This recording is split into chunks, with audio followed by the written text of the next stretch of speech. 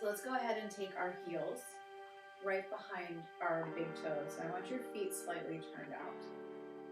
All right, so a lot of the stuff we're going to do today is just going to be awareness of the pelvic floor and the thoracic diaphragm. So you just look down at your toes and I want you and your feet, and I want you to look and notice if your feet are evenly turned out from each other, right? Or is like one foot turned out more than the other. So usually your driving foot is a foot that kind of likes to turn out a little bit more. So I want you to make sure that those feet are even, whether you turn your other foot out to meet the other one, right? Or you turn it in, right? So find which is going to be more comfortable for you in whichever direction that is. And then slightly bend your knees. Okay, keep looking at your toes. And I want you to lift them really wide and I want you to spread them away from each other. So I want you to take your pinky toes and reach them far away, like you reach your pinky finger away. And then I want you to plant that down into the floor, like Velcro it. And then I want you to take those big toes and try to get your big toes to touch each other, right? Like your thumbs would reach for each other. And keep taking a look at your feet. And I want you to notice what happens in your inner ankle bones and your outer ankle bones. So it's very easy to, even with your toes spread, to collapse in the inner ankle. So if you look at my ankle, you can see my right ankle, well, to you, the left, is reaching down towards the floor, even though I'm reaching. So I still need to pull my inner ankle bone up towards the ceiling, right, in order to get the information to go up the inside of the leg and connect to the pelvic floor, right? Now, some of your toes might be scrunched out, some of them might be spread wide. Don't worry about which ones are which. Now, I want you to clench your toes into the front. I want you to pull your arches up, right? So it's like you're lifting sand or a blanket up the middle of your foot. So the outer arch, inner arch, and the arch that goes across the foot are all lifting up towards the ceiling. Now the knees should be slightly bent. I want you to feel as you do that, you can connect to your pelvic floor a little bit more. Can everybody feel that contraction a little bit happening as you clench your feet in? Give me like a thumbs up or a nod so I know. Thank you. All right, so bring your double chin position here. And as you're clenching your feet, I want you to kind of sway back and forth, right? So sway towards the front of your foot so you feel your toes really gripping into the floor. And then I want you to kind of sway backwards. Notice the toes get really light. And I want you just to kind of sway forward and back a little bit. Don't fall, Crystal. Not that far. Right? Until you see where you can find your happy medium where you're balanced directly over the arches of the feet. Right? So the heel is heavy, the ball of the foot is happy, and the toes are clenching into the floor. And we're going to keep that action going throughout class, this toe clenching, because that's really going to connect to the pelvic floor to help you gain a little bit more awareness. Go ahead and interlace your arms and your elbows, double chin position with the head. And I want you to drop the head, the neck, the shoulders. Now really pull the chin in towards the top of the throat, right? So you're pulling your chin in almost so you actually feel a stretch go down in between the shoulder blades. And you're going to drop the crown of the head. Elbows are going to get heavy. The tailbone is going to stay strongly tucked underneath you as you reach both pelvis bones back towards the wall behind you. So notice, so Jen, as you're rolling down, notice if you're twisting here, right? Notice if that hip that normally, like what you think is normal, comes forward. I want you to pull that hip back and visually watch your pelvis look squared instead of the feeling that you have in your body since your brain is not quite connected there yet. And then go ahead and tuck your pelvis underneath you. Make sure those knees are directed straight forward. Make sure those inner ankle bones are still lifting up. Those toes are still scrunching in. You're still lifting up the arches of the feet as you roll up one vertebrae at a time.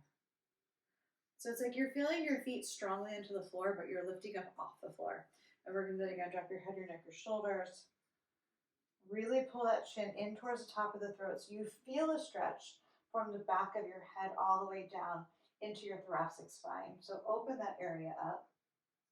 Okay, keep reaching those elbows down. Nice deep breaths here. And then go ahead and tuck your tailbone up, roll up one vertebrae at a time. Again, keeping those eyes open the entire time. I know it's really easy to want to close them, especially right now, at night. Go drop your head, your neck, your shoulders.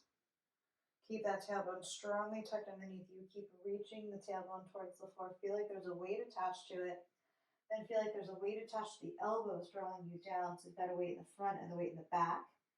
Okay, keeping that chin tucked, eyes open, maybe looking right at your pelvis.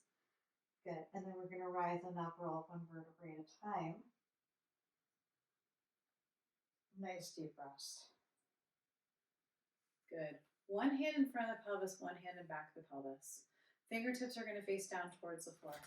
Okay, so backhand goes down. If you have the mobility in your shoulder, do this. Otherwise, back of the hand, fingertips face down. All right. So keeping the action in the body, so keeping action in the feet, so scrunching them into the floor, toes still spread nice and wide. I want you to tuck your tailbone underneath you, double chin position. Feel the lift of the pelvic floor, and then reach it back. Okay, we're going to tuck under, and we're going to release, and tuck under, and release. Good, nice deep breaths of tucking under and releasing. Good. So as you tuck under, especially Jen, I want you to notice what contracts, right? So as we tuck, usually the inner thighs, the glutes, the pelvic floor, the lower abs are all going to contract, right? I want you to notice maybe which one contracts first. Like, do your glutes contract first? Do your adductors contract, then your pelvic floor, then your lower abs? Do the lower abs lead, right? Maybe the glutes contract last. So kind of just notice in your body where your body wants to start. There's no right or wrong answer here. Good. Keep tucking and releasing. Feeling the lift of that pelvic floor, double chin position of the head. Good. And then take this a little bit deeper. So I want you to kind of go to your end ring. So really stick your butt out and then really tuck it under. And then stick it out. So we're hyperlordotic, right? Too much of the lumbar curve. And then we're going to tuck under. Maybe we flatten or reverse the curve. And we're going to stick it out, right? Getting some kind of lumbar mobility here too, but feeling really that lift of that pelvic floor, just rocking back and forth. And then eventually I want you guys to come to a point where you can find and reach your sits bones straight down towards the floor. Right, so we still have a neutral lumbar curve, right? Neutral lumbar curve in the back. We're feeling the lift in the front, so frontal hip points are coming up towards your ribcage. You're feeling the pulling sensation between pubic and belly button. And feeling the lift of that pelvic floor. Okay, from here, we're just going to do a little warm up just because we have to. All right, so I want you to lift the ball of the right foot. Good, place it back down, ball of the left foot. I want you to keep all the action in the pelvis right now. So sits bones reach down towards the floor, upness in the front, downness in the back. So it's almost like you have these little internal spanks on, those lower abdominal muscles, the transverse abdominis, lower subabdominal abdominals. Those are pulling everything in towards your spine without you actually having to do a sit-up or contract it. It naturally contracts on its own. Good. Keep switching these feet. Keep these knees nice and bent. Good, Karen, no switching of the weight. So I only want your ankles to move. The weight's going to stay even in the heels as you lift the ball of the foot up. So no transitioning the weight from side to side, right? So we're going to keep it steady over the feet. Now keep the ball of the right foot. We're going to lift the heel of the left. Good, and then go ahead and switch it. And switch it. Ooh, and switch. Good, and switch. And switch. Good. We're going to do this a couple more times. Try to take a second or two once you switch it, right, to get the balance, because that's the hard part. The switching is kind of the easy part. Make sure, again, these knees are really nice and bent, so nothing's locked out and nothing's straight. Good. Here's 3. Here's 2. And here's 1. Good, place it down. All right, guys, we're going to start our march, and I want you just to roll the feet on the floor as you do this. Good. But as you lift your thighs up so they're parallel to the floor, I want you to point your toe into the floor, right, to activate the arch, to use momentum to get those thighs level to the floor. So it's not your psoas muscle working, it's the arches of your feet. Good, and then keep those knees facing directly forward. Yep, tuck of the tail, double chin position of the head, right? And we're gonna take those arms up and down. So when you're ready, in 3, 2, 1, arms are gonna go up and down. And we're gonna do full range of motion here, okay? And I want you to keep pointing your toes into the floor, right? To get the thighs parallel to the floor. Good. So Crystal, I want less effort from your psoas muscles. Yeah, less effort. I know it's really hard to focus on pointing the toe and pushing up and moving the arms at the same time. I'm feeling it too. Good. Here's 3, 2, and 1. We're going to go forward and back. Good. Forward and back. Arms come straight forward. So we're not going to take them around, Karen. Don't take them around. We're just going to take them straight forward and straight back. But I want you to straighten the elbows all the way when you bring those arms forward. So it's almost like you're locking out those elbows. right? And then you're squeezing your elbows back behind you. So I want you to feel the area in between the shoulder blades squeeze without jutting the chest forward, right? So the thoracic rib cage is staying stationary right where it is. Here's 3, 2, and 1. We're going to take the arms out to the side and in. Good. Now wrists are nice and solid. Hands aren't flopping down, right? Double chin position. Head is on straight, so if you guys can see yourself in your cameras or in the mirror, I want you to notice and look where your head is and make sure it's not tilted to the side, right? Or lifted up towards the ceiling. Double chin position. Tailbone still tucks. Good. Reaching your arms forward or out to the side and back. Good. Knees go directly straight forward. Good for 5, 4, 3, 2, and 1. Now we're going to take the arms up, forward, and out to the side. Good. Up, forward, out to the side. Try to still put your toe into the floor. Hopefully it's getting a little bit easier to kind of do 5 things at once. Right? Nice deep breaths. Up, forward, and out to the side. Good. Now really keep that double chin. Lift the back of the head up. Right? Good. Remember, we have intention here. Right? Intention with the arms. Up, forward, out to the side. So we're not just throwing them around. Right? We've got nice muscular strength growing in the lats, the delts, all the muscles underneath the armpits. Top of the shoulders are nice and relaxed. We've got 10 more seconds here. Good, and then we're gonna get into a little bit more mobility exercises. Here's 5, 4, 3, 2, and 1. Drop it down. All right, guys, we're gonna keep our feet in line with our frontal hip points.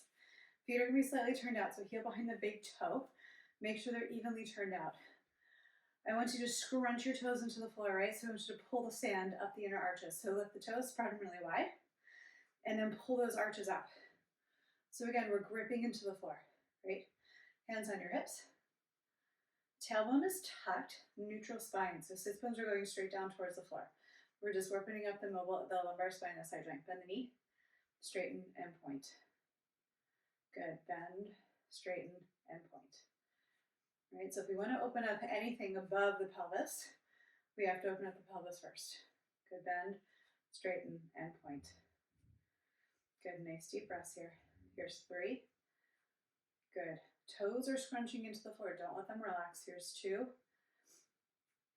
And here's 1. All right, other side, we're going to bend, straighten, and point. Bend, straighten, and point. Now, if you can see my toes are gripping the entire time on both of my feet. Good. Because my toes aren't lifting off the floor as I lift my heel. Right, so I want you to really scrunch and lift those arches up the entire time. Here's 3, 2, and here's 1. All right, guys, so now we're going to take those, the balls of the feet out. So heels are in, balls of the feet are out. So we're duck-footed. Good, lift the toes, spread them nice and wide, scrunch them into the floor. Okay, we're going to bend the right knee, straighten and point. Bend, straighten and point. Good, just mobilizing the SI joint, lumbar spine. Good. Nice deep breaths here. All right, here's 5. Good, 4.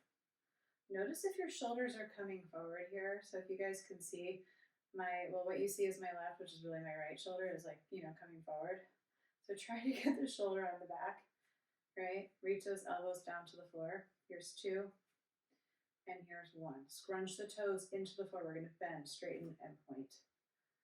Good, bend, straighten, and point. So remember, we're lengthening from the rib cage to the top of the hip bone, right? Lengthening them away from each other. Good. Here's 5. Good. 4, toes are scrunching. 3, pull those arches up. 2, and here's 1. All right, we're going to take balls of the feet in, heels are out. Heels are in line with the frontal hip points. Right, you don't have to be as extreme as I am. Okay. Now I want you to lift the toes, spread them really nice and wide again, and then I want you to pull those arches up. And we're going to bend, straighten, and point. Bend, straighten, and point. Good. Nice deep breaths. Good. Bend, straighten, and point. Bend, straighten, and point. Good. Now get that double chin position, shoulder blades on the back, bend, straighten, and point. Good. Nice deep breaths.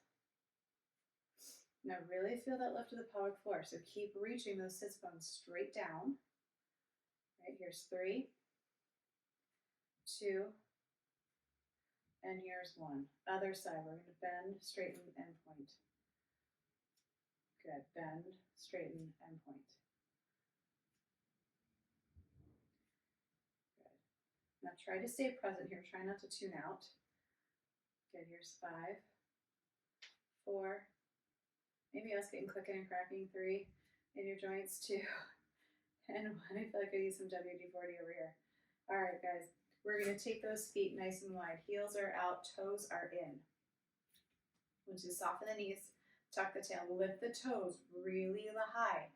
Spread them really wide, place them down into the floor, and I want you to scrunch into the floor to feel the arches lift up the entire time. Good. From here, I want you to take a neutral pelvis. Hands can stay on the hips. And I want you to tuck your pelvis underneath you even more. Feel the lift from pubic bone to belly button. Feel the glutes contract, adductors contract, pelvic floor contract. Feel where it's contracting. So Jen, I want you to notice, are you more contracted on the left side or the right side? Is one side stronger than the other? Right, and if it is, how can we contract that side a little bit more by getting more awareness in there? So I want you to take your hips over to the right. Okay, we're going to take it back towards the wall behind us, over to the left, and forward. We're going to go slow this one. I want you to take it over to the right. Hold it there. Can you feel which side of your pelvic floor is contracted? Right? Notice if one side feels more contracted, like my left side feels more contracted than my right. So I want you to take your butt back towards the wall behind you. Everything releases. And then we're going to take it over to the left. Good. Now my right pelvic floor feels more contracted than my left does. And it feels more stronger on this side than it did when I was on the other side. So my left pelvic floor feels, or my right feels stronger than my left. And then come forward and notice all contracts again. So I want you guys to pay attention to how strong it is and is there discrepancies on each side. So we're going to take it over to the right, back, left, and forward. Right, back, left, and forward. Good. Now we're going to start to make these really graceful circles. We're going to get more fluidic in the movement.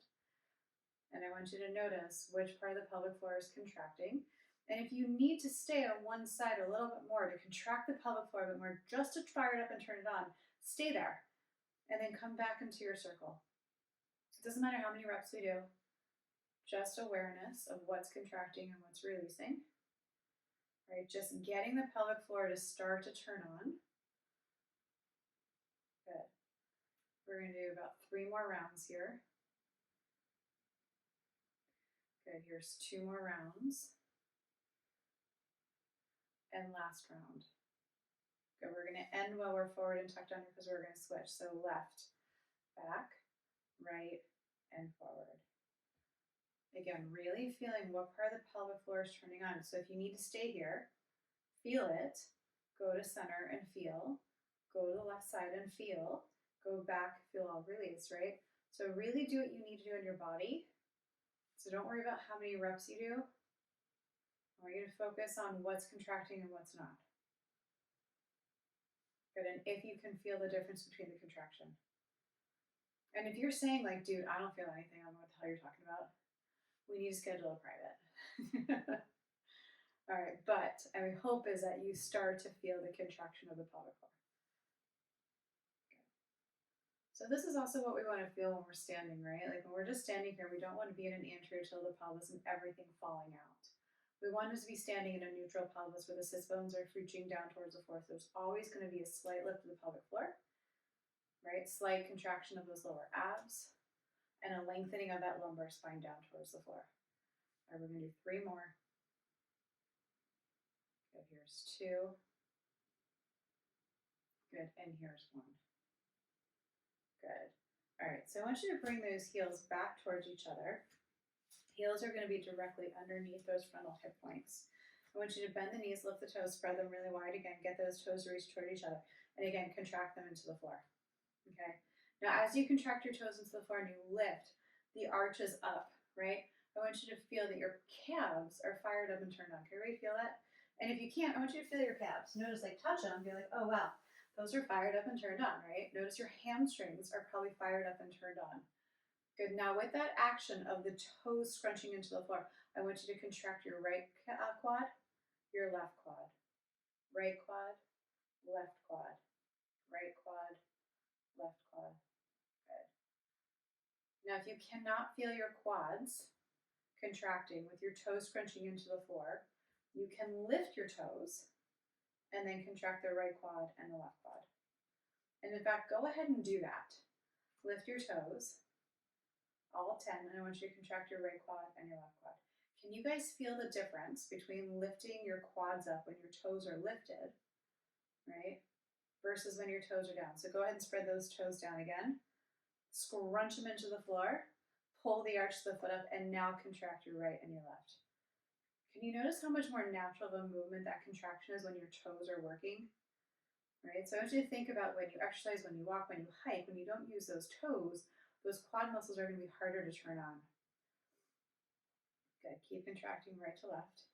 Now contract both your quad muscles, right? Nice and strong. And I want you to stand up in your legs. Quads are contracted. Sits bones are reaching. I want you to notice your hamstrings are contracted. Everybody feel the sits bones reaching straight down. Your quads are contracted, right? So balancing the kneecap. The calves are contracted, and you're still pulling those arches up. And then if you take a look down, notice your ankles, right? And notice if your ankles are collapsing in. And then I want you to memorize this for a dinner party and the supermarket and running errands and standing in line, whatever it is, that this is what you want to feel like in your body. So every muscle is contracted, right? Now, is it realistic to stand here all the time? No. Right, but I want the muscles strong enough that they will be able to. All right, we're going to roll down one vertebrae at a time. So drop your head, your neck, your shoulders, and we're going to lower down one vertebrae at a time. Okay. From here, we're going to walk the hands out, and I want you guys to come into a plank pose on your knees. So method to my madness, plank pose on your knees. Okay. So if you want to turn your hands out a little bit just to get the shoulder blades down the back, I'm not opposed to that. All right, so I want you to feel like there's a steel pipe coming out the top of your head and all the way through your tuchus, right? So a long line. So it's like your spinal column is completely fat, right? And it doesn't bend. Double chin position with the head. Eyes are going to look down towards the tip of the nose or into the floor. I want you to press the area between the shoulder blades up towards the ceiling. So you're pulling your shoulder blades down towards the floor, right? But we're not really rounding. And then I want you to tuck your tailbone so strongly in underneath you, so get the frontal hip points to reach up towards your front rib cage. And then I want you to flex your ankles. Karen, lift your hips a little bit. And I want you to pull your heels to your butt. Yeah, pull them in all the way. It's kind of like when you reach back and you're trying to do a quad stretch, right? And you activate your hamstring. You're like, oh my God, this sucks. I want you to feel the same way. I want you to be like, Wendy, this totally sucks. My hamstring is fired up and I do not like this feeling. Notice the hamstring starts to fire up, the glutes start to fire up. I want you to feel the pelvic floor as you tuck your tail, the lower abs, and maybe you're getting a little quad stretch because you're really pulling those heels in. We're going to hold this for 5, 4. Crystal, lower your hips a little bit. A little bit more. A little bit more. A little bit more. Now tuck. 2, and 1. Go ahead and bring your toes back down. And I want you to have a seat on your heels for child's pose for just a second. Nice deep breaths here.